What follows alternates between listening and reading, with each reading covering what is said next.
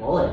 And I started to look it up. I didn't see anybody else in the world using Mullet as a business name, and I was like, yeah, this is awesome. And the slogan came to me instantly too, which is your business in the front, our IT solutions in the back. Business in the front, a party in the back. Business in the front, party in the back. Ah! Man, that is hilarious, bro. What's up? Bill McCleskey in the building with my boy. He said my boy.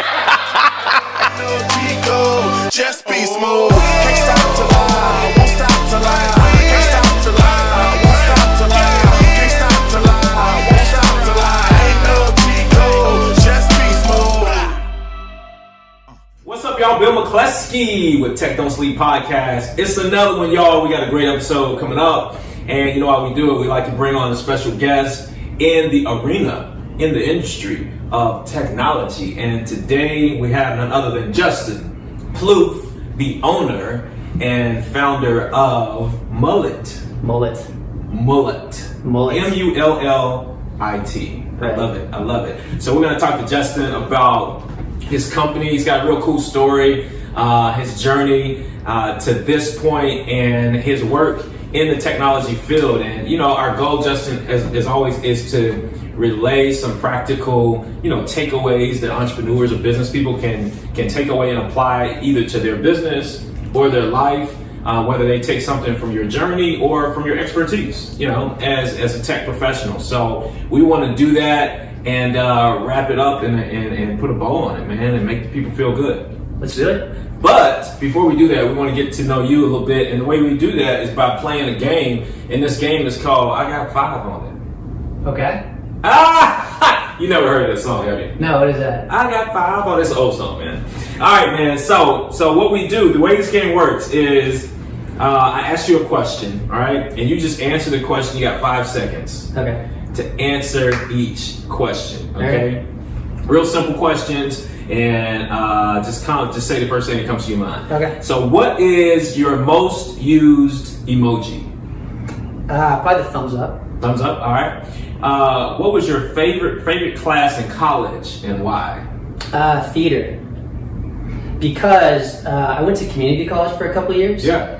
And my teacher was a professional actor, but he was just trying to make ends meet. Yeah. So he was very honest with us. He's like, guys, I've never been a teacher before. I'm just winging this. If you have any feedback for me, let me know. Yeah. And the class was like a feedback loop the whole time. It was great. No, cool. Did you perform? Have you done theater? I was in some plays growing up, yeah. Yeah, cool. Me too, man. I did that big time. All right, so what actor would you want to play you in the movie about your life? Oh, Ryan Gosling, no doubt. Something tells me you've thought about this before. Yeah, so there's these websites where you can go to like see whose face looks like yours. Yeah. And Ryan Gosling for me usually comes up in like the top 5. Okay, nice. What's the best thing you've bought so far this year? A robot vacuum. Does it work? It works really well. Is that the circular one? Or Yeah. Okay, yeah. My wife keeps telling me about getting one. It's life-changing, it really is. Wow. Because the energy you would have spent like vacuuming up your house, now you're like moving around furniture, lifting stuff up, like keeping the house tidy. Are they expensive? The one we got is awesome. It goes on sale for like $300 all the time. Shut up, man. I'm about to get one of those. Life-changing. Guess who does the vacuuming in my house? Who? Me. You know what I'm saying? Yeah. All right. Let's see. Are you Apple or Android guy? Android. Really? Okay. Mm-hmm. What app do you use most for your business? We use a remote monitoring and management tool called SYNCRO. We use that all day. every day. Okay. For your clients or for your business in-house? Both. It's how we Okay. track everything. Yeah, nice. Houston, Texas or Nashville, Tennessee? Oh man, you're gonna make me decide. Yeah. We love Nashville. We're not going anywhere. Yeah. Like we're sticking around. Yeah. But Houston, man, I lived like 10 years there. Yeah. And it's a special place in my heart. What city has the most humidity? Houston. Houston, yeah, definitely. Yeah, it's really hot. All right, so what bucket list item do you most want to check off in the next 6 months? I just started reading this book called Clockwork, where they teach you how to like plan a vacation that's gonna be like 4 weeks long. Okay. And so you look at all these aspects of your business of like, where are you the bottleneck at? So I think my plan, like my what'd you call it? Bucket list item. Bucket list, yeah. Yeah, it's probably gonna be to hire a sales guy. Nice. Okay. I love it, man. So that book again, and that's by Michael McConaughey, right? Yeah. Yeah. So he wrote, what's the book that he's real popular for? Profit First. Profit First, yeah. Okay, so it's called Clockwork, right? Yeah. Somebody else told me about that book a couple months ago, or maybe a month ago. I gotta check it out. It's a good one, yeah. There's a lot of similarities with Profit First, because Profit First is all about like percentages with like Right. where you put your money. He starts off the book with percentages of where you put your time. Okay. So whereas like Profit First is a financial one, this Yeah. is more of like a time management and scaling book. Absolutely. I love it. I love it. All right, next one. Country or hip hop? Country. All right. Are you a musician? No. Oh, okay. How do you clear your mind after a stressful day? Sometimes whiskey. Yeah. Sometimes if I really need to, like a meditation, like YouTube's got a lot of good meditation, Sure. 10-minute videos. But I also go for a lot of walks. Okay. I find like I try to go on a walk or two every day, and I just try to think about nothing when I'm on the walk. Yeah. Which is really difficult to do. That's something called like walking meditation. Are you familiar with that? No, but I think I'm doing it. Yeah, you probably are. I mean, it's like monks talk about like doing this walking meditation. They do it for hours. Like they go walk for hours. Yeah. It's called walking meditation. All right. Anyway, are you more productive in the morning or at night? Morning, definitely. All right. What's the biggest obstacle that you've overcome in life? Biggest obstacle, moving to Nashville and starting fresh was pretty difficult. Like I'm born and raised Texan, and I was there all my life. I lived in pretty much all the 3 major cities. Yeah. And I always told myself since I was in IT, I could work anywhere. But like when I came to Nashville and I didn't have a single connection, I realized, man, it's really difficult to start fresh. Yeah. And you've been in Nashville for how long? About 3 or 4 years now. Okay, cool. Let's see, Instagram or Facebook? Facebook, but only because I have to. Like there's so many business things that require Facebook, but I try to stay off of those. Like they're so... Yeah. Are you a big LinkedIn guy? No, not that. Really? I like face-to-face stuff. Yeah, definitely. Me too. If you could live anywhere in the world for a year, where would it be? How small of an area do I have to say? Oh man, it's up to you, man. I'd probably go with either like Europe or Asia. I mean, Okay. there's so much to explore. You're picking right now. continents, right? Yeah, let's just go Eurasia. Right. All right. So, who do you admire most? Well, you gotta say your mom, right? Or your wife? Yeah, she's doing good too. I think I really admire a lot of people. Like I love to see people be successful, and there's just so many people in my life right now doing really big things. Like I've got a friend doing a telehealth thing that just raised a bunch of money. That's awesome. I've got just so many friends making businesses right now, like taking that leap of faith, and I admire all of them. Yeah, I love to see successful people. That's a tough question. Yeah, for sure. And so, what is your favorite outdoor activity? Ice hockey. Ice hockey. Yeah. Really? Yeah. You play it here? No, we can't play here. I was about to say. No, so we do a lot of like hiking and camping and stuff, and even sailboating here in town. But I worked at projects up in Minnesota one winter. Yeah. And I got to bring up my ice skates and my gloves and my stick. And oh man, it was just so fun playing with all the neighborhood kids. Like, Yeah. you get out of work at 5 o'clock, you go to one of the neighborhood rinks and just like play for a couple Wow, hours. that's I've crazy. never been able to experience that in the South. Wow. Well, I mean, they got rinks out here though in Nashville, Yeah. right? You said outdoor though. Oh, it's true. That's a good point. Yeah. All right, brother. I'm really interested to know, like, what brought you to Middle Tennessee? Like, what brought you to Nashville from Texas? If you live there, so you live in Dallas, Houston, and where else? San Marcos, which is just south of Austin. Okay. And so, what were you doing there? Were you just working in IT there? I've always been in IT. Okay. That's the thing. Like, people ask me, how did I get started in IT? I always say nepotism. Okay. Because my mom had a computer training company, right? Nice, yeah. So, like, from the point where I was born up until probably the dot-com boom, she had 3 locations. Okay. Probably about 40 employees. Who was she training? Like kids or just adults or? No, adults. She had relationships with companies. She did a lot of B2B stuff Okay. in the Dallas area, where, they would send like groups of people in to learn Office products or HIPAA stuff or Oracle databases, whatever it be. So we just always had computers around. Yeah. So I've always been in IT. My first job was in the summer after 10th grade. I was in an IT department. That was my first job, was in the IT department. Did you ever work with your mom?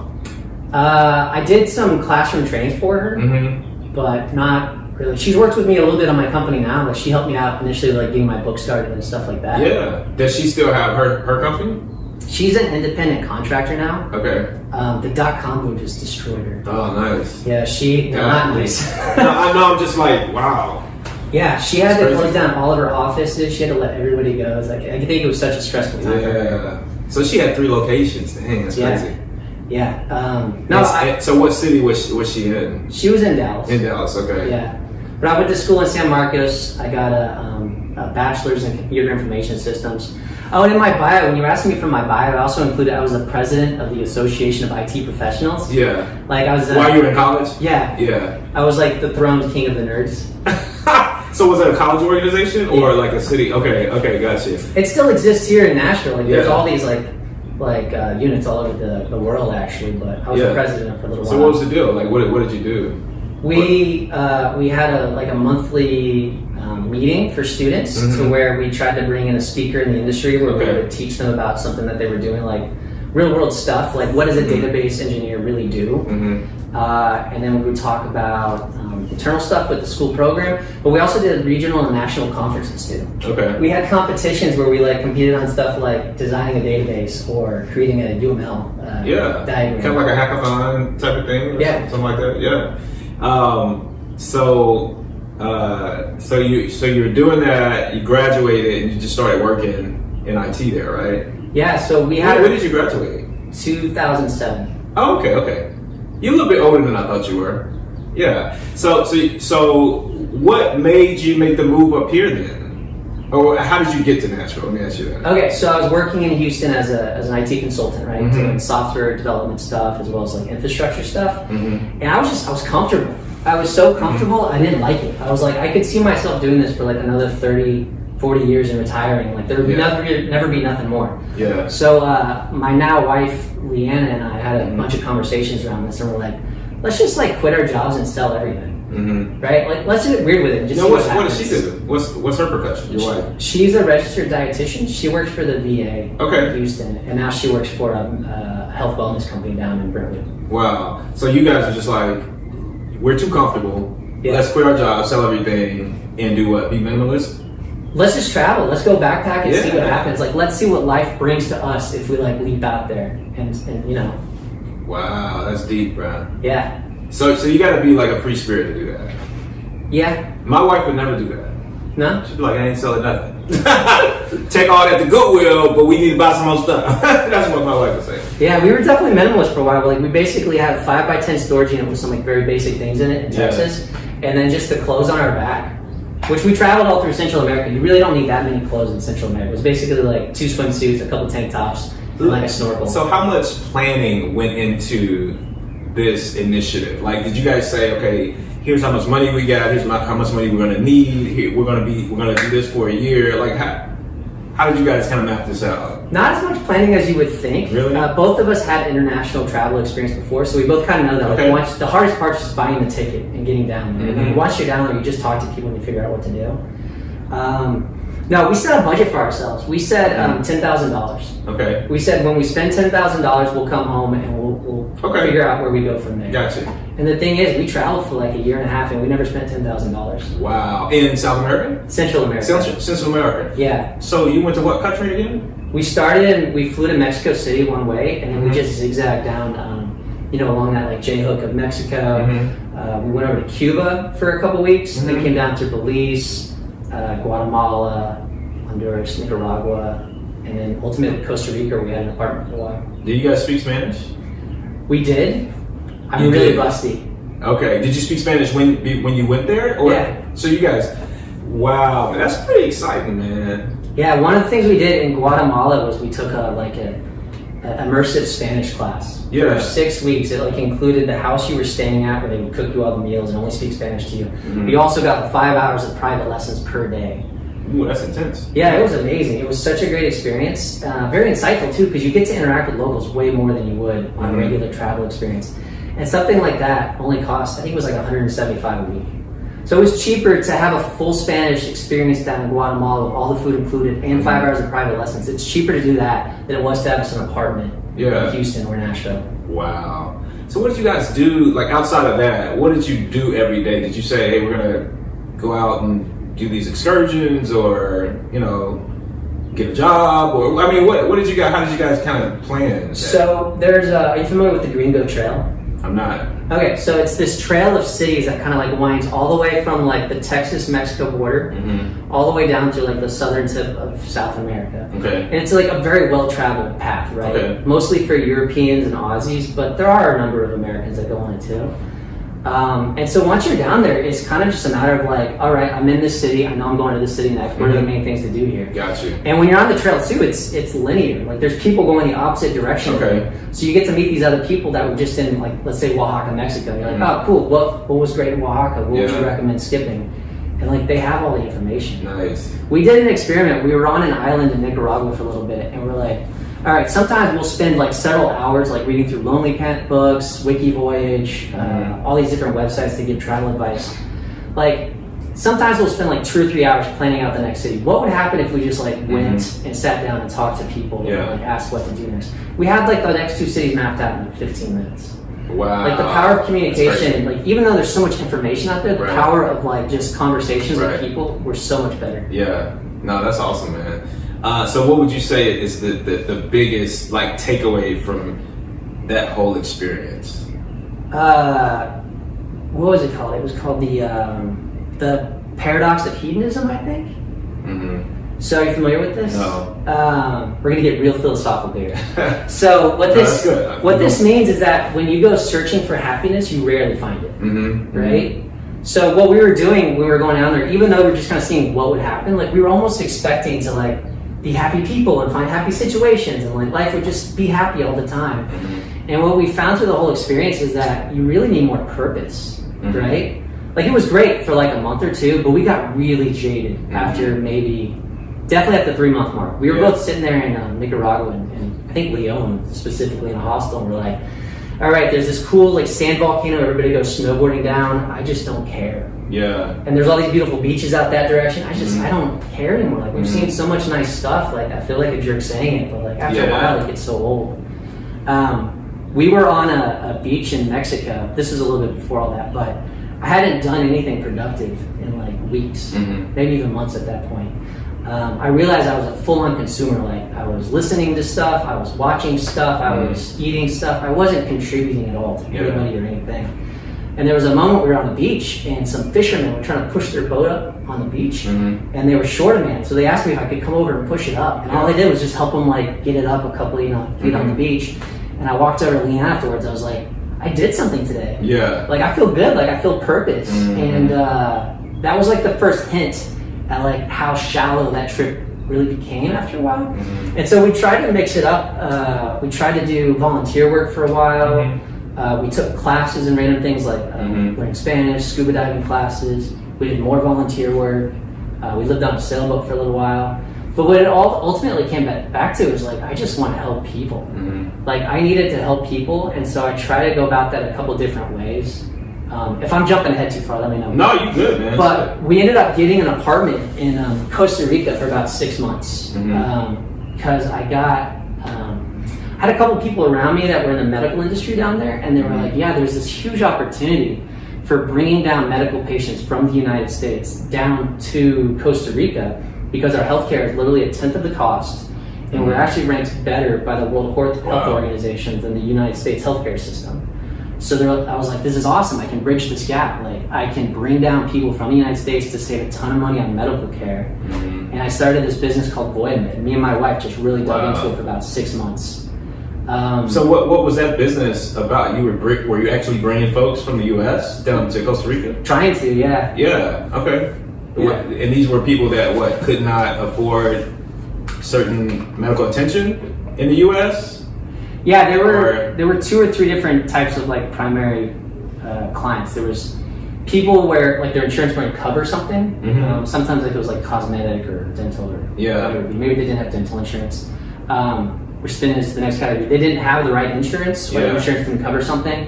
And then lastly, a lot of Canadians, like even though they had free healthcare, sometimes they'd be on a waiting list for like 3 to 6 months, and they just needed a hip replaced now because it was ruining their life. Wow. And so they could come down and get that done in Costa Rica like within the week. Wow, that's crazy. So you guys started that business and you were there for like 6 months. Was that the last stop on this voyage? It was, yeah. Yeah. So no, that's a great takeaway, man, in terms of the philosophy of having purpose, right? Yeah. Don't just, because a lot of times, even as entrepreneurs, we may see an opportunity to make money, and that's, once we jump into it and dive into it, we may even succeed in making money, but that's not enough, right? We have to have some type of purpose, something fulfilling that continues to sustain, our activity or engagement. So I agree. I think at the root of what we're doing as entrepreneurs is we're fixing a problem. Sure, absolutely. And you got to remember that problem that you're fixing for people, and you got to just expand on that and scale that so you can help more people with it. So when you guys left Costa Rica, you decided to come to Nashville then?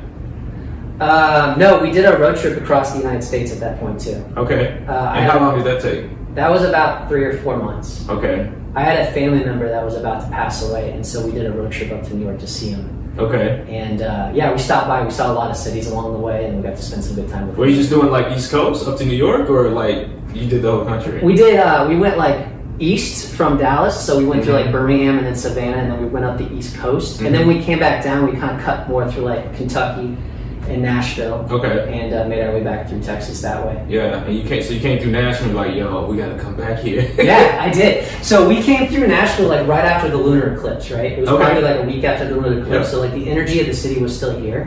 And we were visiting some of Leigh Anna's friends that had lived in Nashville for a while, and we just happened to be visiting during the Live on the Green concert series that they do downtown, and I was like, this is freaking awesome. Like any town that's cool enough to put on like a band, I think Spoon might have been headlining or something at that point. I think anybody that was any town that was cool enough to do that was like the perfect city to live in. Plus, I like hockey, and there's an NHL team here, and the Southern hospitality is even stronger here than it is in Texas. So we got back. Don't offend those Texans, man. Nah, offend them. They need it. No, one of the funniest things I heard when I first got here was that the Southern hospitality is different between Tennessee and Texas, right? Yeah. So in both places, like people will hear that you're new in town, they want to invite you over, they want to kind of like talk to you and get to know you better. But in Tennessee, there's really more of an emphasis on you and what are you doing, what brought you here. In Texas, they'll have you over and they might ask you a couple of the questions, but like after the first couple minutes, they just want to tell you about how great Texas is all the time. Yeah. And it's totally true. Wow. Like Texans just love Texas so much, they need to be put down a little bit. I heard that so Texas, people that live there, they consider it's not their own country, number one. And there's this saying, all hat and no cattle. You ever heard that? Yeah. Yeah. Like people are like you said, they invite you over, they talk. They talk big, know, and so that's interesting. Is that not a saying here too? Well, I've heard it here, but I heard it like came from Texas, reference from like Texas. So gotcha. I don't know. So at what point did you guys decide to? I guess you got back in IT, right? Intentionally, or what happened? Yeah. So going back to the whole Voyamed thing, the medical tourism, like, it was my first big lesson in not only like building a business, but sales. And like sales is a rough game. Yeah, it is really rough. Yeah. Like I was never able to sell a single person on that whole medical tourism business, right? And so after 6 months, I just had to throw in the towel. But I realized through that experience, like while we were traveling and while I was doing Voyamed, and even when we got back to the country, I just had to fix everybody's computers and networks. Like everywhere I went, I just saw this opportunity. I was like, your computer system's down. You're losing money at the hotel. Can I please fix this for you? Or like, I'm at this restaurant, your Wi-Fi is completely open. I can see everybody on this. Can I please fix this for me? Like I just kept like getting drawn back to computers. So even though I started the trip trying to see if I could get away from IT, like I realized IT is where I belong. This is where my skill set is. And it's where I have the biggest help with people. So we were, anyway, so we did the road trip. We came through Nashville. We got back to Texas. Leigh Anna started looking for jobs because I told her I can work anywhere since IT is everywhere. She got 2 job offers at the same time, Austin, Texas, and Nashville. And we went with Nashville. We're like, let's go try it out. And, So when you came up here, you said you didn't have like a lot of contacts up here, no network, right? And did you decide to start your company here? I mean, right away, or did you get a job first? Both happened at the same time. Okay.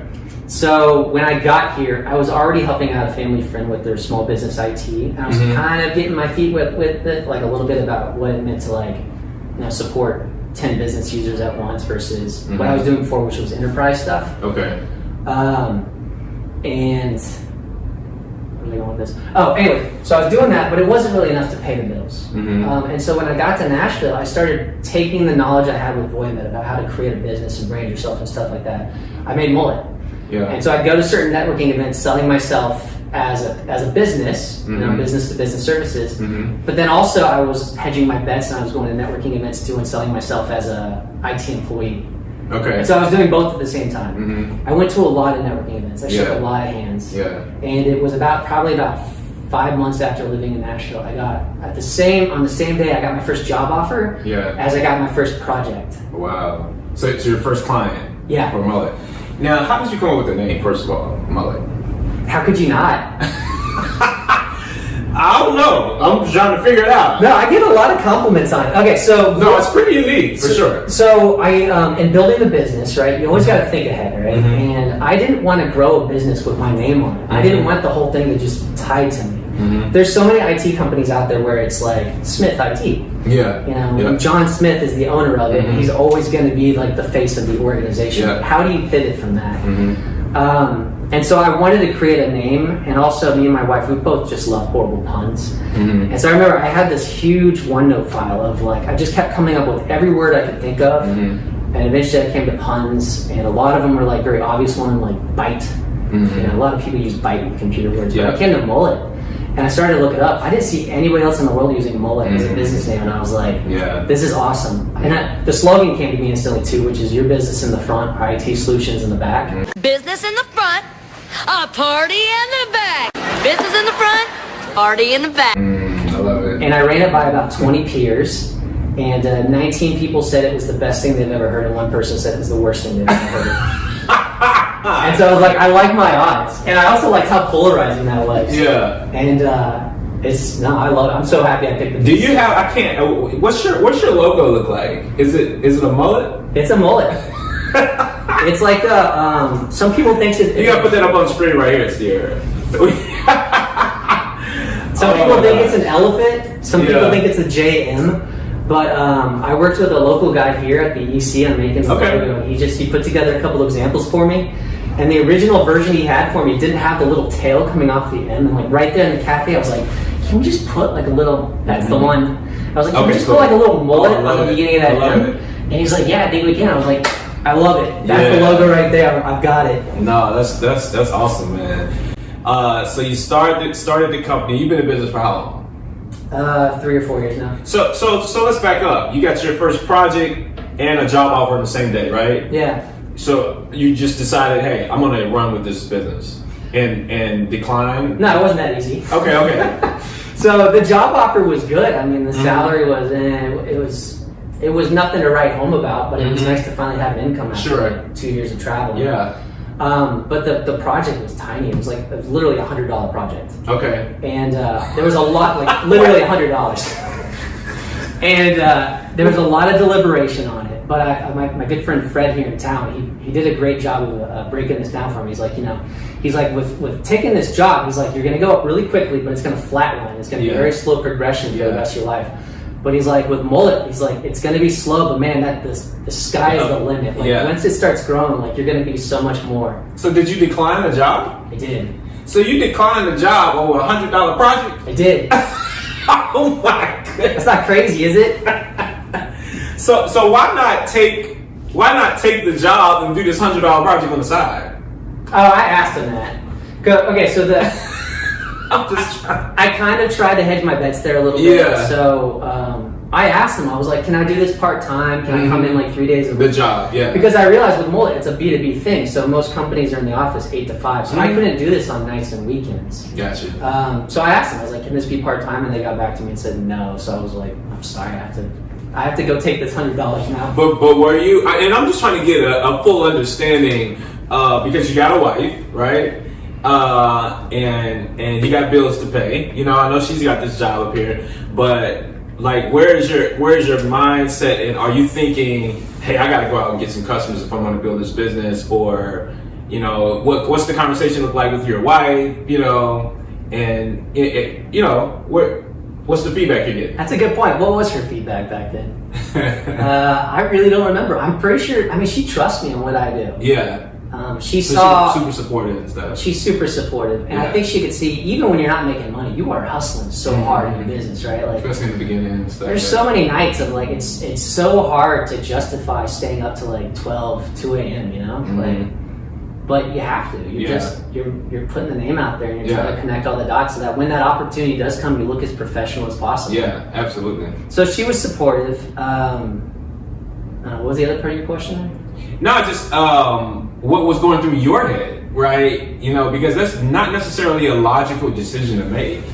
You know, especially if you need a job, you need money, and you say, "Hey, I got this small project. Well, let me go to you know, that's kind of risky." So, I'm just wondering, what was your thought process? Well, you remember when I said, like, when I started traveling, I was like, "Let's get weird with this. Like, let's just see what life happens." And I'm pretty sure that's what happened. Like, that was the knock at the door that said, "This is the time to jump on it." Absolutely. Like, that was the first little bit of traction I needed. And it made sense to me. No, I love it, man. All right, so look, we're gonna take a quick break, commercial break, and we'll come right back and finish the story up, bro.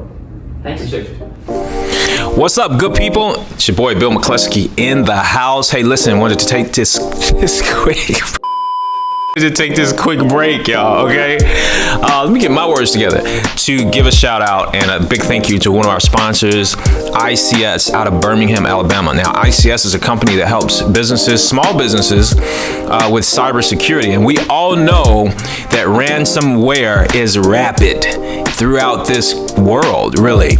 And businesses, networks are being taken hostage and are just not protected like they should be, from large companies like Target or Starbucks down to the small doctor's office. So if you are a business owner, an entrepreneur, and you think that your company cannot afford cybersecurity or to be protected, you certainly can. There are packages directly from this sponsor, ICS, that are affordable and will help you protect your network and your business, for that matter. So reach out to us at TechDontSleep.com.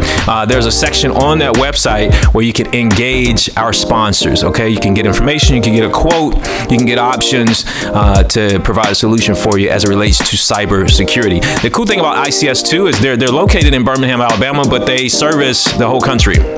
Okay, so you know, go figure, we're an IT company. But again, TechDontSleep.com, y'all. Check out ICS for cybersecurity and voice over IP. All right, back to this episode. Listen, man. So we just came off of this amazing radical story, right? Of you taking this $100 project versus this job, and you're saying that this initial client is still a client today. Yeah. Yeah, and you probably grown that client too, right? Yeah. It's more than $100, right? Yeah. No, that's pretty cool, man. Somebody told me once that sometimes we think we make bad decisions, but he said, this is a mentor of mine, he said, don't make the wrong decision, don't worry about making the right decision. That's what he said. Don't worry about making the right decision, make the decision right. And what that means is, your decision, man, you could go either way, but whatever the way you go, make sure you make it right. So I say that to say, hey, you took the road less traveled and said, hey, I'm going to take this project, I'm going to build this business.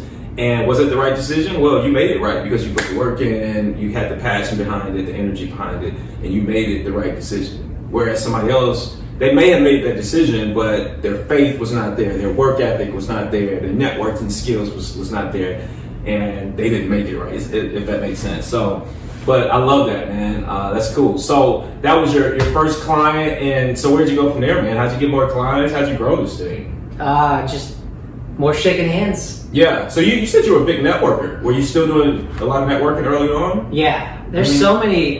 Pre-COVID, there were so many events around the city. My routine was on the first of every month, I would basically open up like 20 bookmark tabs for every Eventbrite, EC event, Business Journal event. Like I just try to go to everything. Chamber of Commerce. Yep. I just try to meet people. So how many client? Now you're B2B. You're an outsourced IT company, right? Is that how you categorize yourself? Yep. And so how many? How many clients do you have now? So there's and what I'm really getting at is, what result did the networking bring you? So there's different types of clients we have, right? So there's some that are on a subscription base where we do proactive stuff and have like an on-demand help desk for them.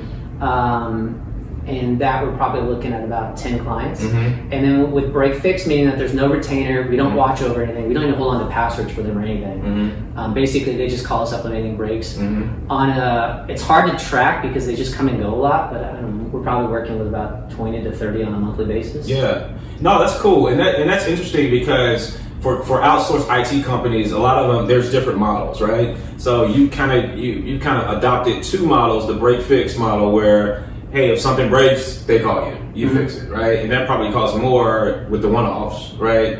Versus somebody who's paying a retainer, and you're pretty much their IT department, and you're taking a more proactive approach. Exactly. Right? Yeah. We're supporting all the stuff behind the scenes that makes a business tick, right? The workstations, the servers, the cloud, the applications, like we're in the Catalyst class right now, right? Yeah. With the EO, and they're having us really reflect upon a lot of the value that we bring to our clients. And really the most important thing that we're helping people out with is time, right? Yeah. So with the on-demand like subscription model, with the managed services, it's all about quick responses, like getting them back up doing their job as quickly as possible. Yeah, so they can focus on their business and not worry about this issue. But that's not necessarily for everybody too. Some businesses are very DIY, or maybe they're too small for something like that, and they just want somebody to call up that has like very professional, like expertise that can look at it from like a holistic point of view, like more than just the little problem that they're working on, but how do we solve this in the future to where it doesn't happen again? Yeah. And that's where the hourly services come in as well. So that's an interesting point. So at what point does a customer, or how do you charge for like this MSP model where they pay you a retainer? Do you charge per employee, per device? Like how does a company know, hey, I need to, book or hire an outsourced IT company, or I just need to stay break fix? We got a little bit of a formula to it. It kind of comes down to their employee count and their device count, because every business is a little bit different, right?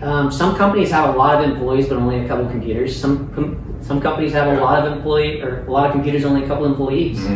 And so there's not really a one fit size for everybody. There's a whole lot of MSP trainings out there. There's books, there's seminars, there's all kinds of stuff.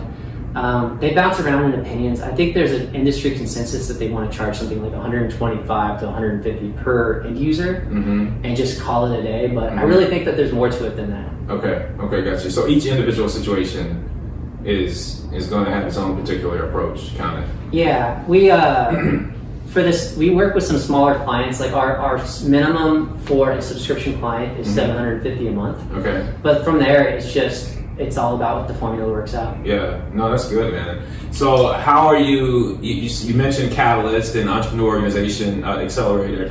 How is that impacting your business? And where do you see yourself going in the next 3 to 5 years with Mullet? It's awesome, man. Like, Catalyst has been very eye-opening. So I try to jump on as many programs as I can, right? I go to a lot of networking events. I go to a lot of classes here at the EC and everything. One of the first really beneficial things I did was the Pinnacle Bank in town. The mastermind thing? Yeah, where they read the E-Myth Revisited. I did that, yeah. That was freaking awesome. That was so good. And I realized the power of a bunch of entrepreneurs sitting around talking about stuff. I did the EC's in Flight program here 2 years ago, and now I'm in the EO's Catalyst. Yeah. So each one's helped me out a lot, but man, the EO Catalyst is like, Michael Bertram's got so much knowledge in that. Oh, absolutely. It's been amazing. But I just want to keep growing. I mean, between his program and then books like Clockwork, like I really just want to get good at running the business and helping people like serve our clients while growing in their own careers. So how big is your team? What's your team look like? I've got one full-time employee and then a couple subcontractors. Okay, all right. And do you ever see yourself, pulling yourself out of the business, like firing yourself, hiring a COO or a CEO, or how big do you want this thing to grow? That would be awesome. Yeah, that would be really awesome. I mean, I would love to grow to that point, but I don't know. I can't see that. That feels like it's so far up in the distance that I don't know if I need. It's right around the corner, man. Yeah, give me like 6 months. I'll hire a COO. It's just one client away. You know what I mean? 1 or 2 clients away. You know, if you think about it, you get 1 or 2 big clients or big projects, you know, to work on. I mean, it's just money. Another couple $100 projects. Exactly. Hey man, that's a gift though, man. You got this $100 project, man. You grew that, you know. So a lot of times, you know, people look at the success of businesses or entrepreneurs. Man, this guy is amazing. Me personally, my take on it is people are just working in their purpose, and you mentioned that. You know, if you're working in your purpose and you're with intentionality, I think that you do thrive. You know, because you're doing what you're supposed to do. You know what I mean? So let me ask you a question. You've traveled all over South America, Central America, and South America, and had an adventurous life so far. You're still pretty young, grown a great business. What feedback or advice would you give an aspiring entrepreneur who wants to start, like who has an idea or who thinks they have, you know, a skill set and they want to start this business? What advice would you give them? Can I give 2 pieces of advice? Yes, sure, man. One would probably be to make sure it's really a problem that people have. Mm-hmm. So there's a lot of good books out there like the Lean Startup, Mm-hmm. which talk about going out and asking people, is this something that you really suffer with? Mm-hmm. And it might be, but you might have to like slightly pivot about what your solution is to Yeah. make sure that you can, you know, actually sell it to a lot of people. So that's it. Don't just jump out head first thinking that your solution is the right solution. Yeah. Like, try to get feedback on it. And the second piece, I don't think this is talked about enough, but the financial side of starting a business, right? Like, you're not going to make money for probably the first 6 months of the business. Yeah. And so, I mean, you might look at me and be like, you traveled the world for a long time, you didn't make money for a business for like 6 months, but we just live a simple, practical life. Like, we drive old cars, we don't get out a lot. Like, we live a simple life, and that afforded us the luxury of, I guess, less stress from finances, from building this business, and giving me the confidence to walk away from situations saying, no, I don't need to do that. Yeah. I don't have to have that money, but this is something I want to do. Yeah. You know? No, that's beautiful, man. I don't think it is talked about enough because it really is almost like the pre-planning or the stages, the steps you take before you start the business, right? Because a lot of people start things, but they have all this debt or they have all these other obligations, and it really kind of holds them back. You know, they may have a great business or skill set or whatever. So are you guys like still minimalists? No, not really. I don't know, it depends on who you're talking to. We took advantage of COVID last year. We bought our first house. Okay. And with the house, you start acquiring all these things. Like a robot vac. Yeah. Oh man, got all these gadgets in the house. Yeah. No, that's pretty cool, man. All right, so what I want to do, man, is make sure that we hook you up, man. I appreciate you coming in, sharing your story. Man, you got me thinking I need to go to like Central America for a year and a half. Maybe I can convince my wife, you know, to do that. I don't know, because she can work from anywhere too. Sabbatical, do it, man. Yeah, at least 3 months. Maybe I'll start with 30 days. Go talk to Matt Prisco. Didn't he just do that? He just worked out of Peru for a couple months. Oh, yeah, you know what? He sure did. Yeah, he told me that. Yeah, he had a very fresh voice on that. Man, I gotta do that. That's it, y'all. Get out of this country. Go somewhere else. Do your thing. Yeah. All right. So, man, we got. Appreciate you coming in. We got a T-shirt for you. A TechDontSleep T-shirt. Is T-shirt around here somewhere? Oh, okay. All right. So we got a TechDontSleep T-shirt for you, man. And I gotta give a shout out to our sponsors as well, especially Comcast Business and Spectrum Business. And make sure you guys check out weamped.com. That's right, weamped.com. All right, digital marketing for your business. And man, if you didn't get any takeaways from this particular conversation, I certainly did. Outside of the adventure story, I think that the fact that you lived a simple life, you believed in your purpose, and you took the leap. Is enough. But I think one thing that really stood out to me too was you have a very supportive spouse. And that, my friends, is super important as well.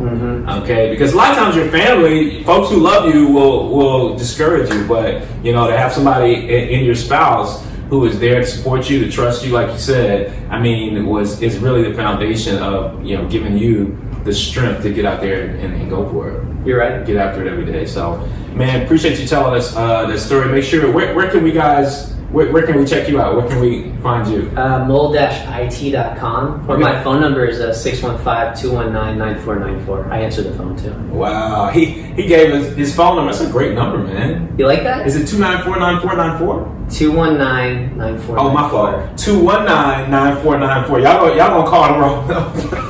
615-219-9494 and mull-it.com. Yeah. I love it, man. All right, y'all check them out. If you need an outsourced IT company, you know, engage them, reach out. And right here in Middle Tennessee, are you helping customers outside of Tennessee as well, or no? No, we go as far down as Manchester and as high up as Greenbrier right now, but it's Okay. greater Nashville really, because even though we're a technology company, it's Yeah. still Sure. face to face, and we still need to have boots on the ground there. So Nashville's where we're at. We're Yes. supporting Nashville. Okay, I love it, man. Good job, man. Proud of you, and look to see great things from you going forward. Make sure you follow us online at Apple Podcasts and YouTube at TechDontSleep, and check us out on IG too at TechDontSleep. All right, we'll see y'all next time. Holla! Peace. Just be smooth.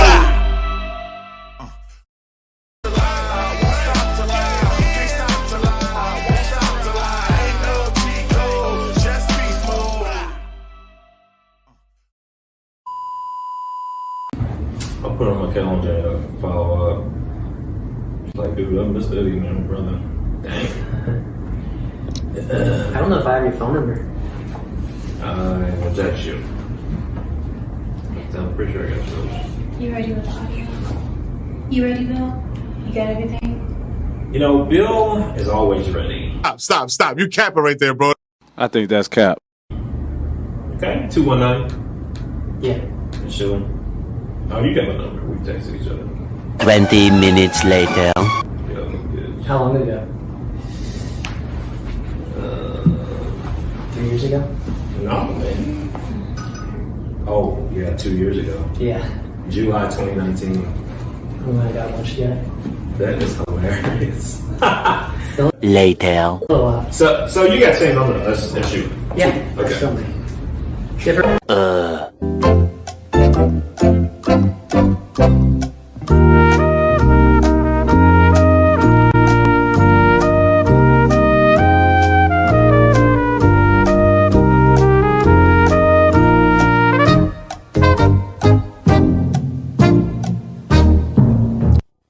Phone service, same phone number.